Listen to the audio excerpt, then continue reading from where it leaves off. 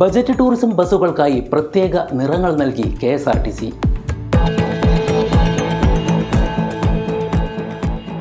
പച്ച, മഞ്ഞ എന്നീ നിറങ്ങളും ആനയുടെ ചിത്രവും ഉൾപ്പെടുത്തിയുള്ള ഡിസൈനിലാണ് ബജറ്റ് ടൂറിസം ബസ്സുകളെ ഇനി കാണാനാവുക. ബജറ്റ് ടൂറിസം ബസ്സുകളുടെ നിലവാരക്കുറവ് സംബന്ധിച്ച് ധാരാളം പരാതികൾ ഉയർന്നിരുന്നു. KSRTCക്ക് വലിയ വരുമാനം കൊണ്ടുവരുന്ന പദ്ധതിയായിട്ടും ഇതിനായി ഉപയോഗിക്കുന്നത് പഴയ ബസ്സുകളാണെന്നായിരുന്നു പ്രധാന വിമർശനം. ഇതിന് പരിഹാരമായാണ് പുതിയ നടപടി. പഴയ ഫാസ്റ്റ് പാസഞ്ചർ ബസ്സുകളായിരുന്നു ഇതുവരെ ബജറ്റ് ടൂറിസത്തിന് ഉപയോഗിച്ചിരുന്നത്. ഇനി മുതൽ ഈ പദ്ധതിക്ക് മാത്രമായി പ്രത്യേകം ബസ്സുകൾ തയ്യാറാക്കിയിരിക്കുകയാണ്. പ്രത്യേക നിറങ്ങളും ചിത്രങ്ങളും പതിപ്പിച്ചത് ഈ ബസ്സുകളെ മറ്റുള്ളവയിൽ നിന്ന് വ്യത്യസ്തമാക്കുവാൻ കൂടിയാണ്.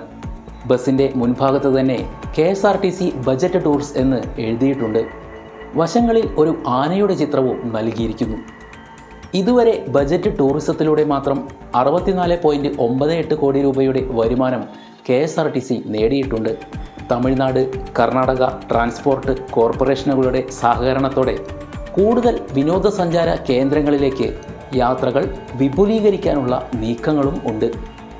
റെയിൽവേയുടെ സഹകരണത്തോടെ ഓൾ ഇന്ത്യ ടൂർ പാക്കേജും ആരംഭിക്കുന്നുണ്ട് എന്നാണ് വിവരം. News desk നിപുണൻ.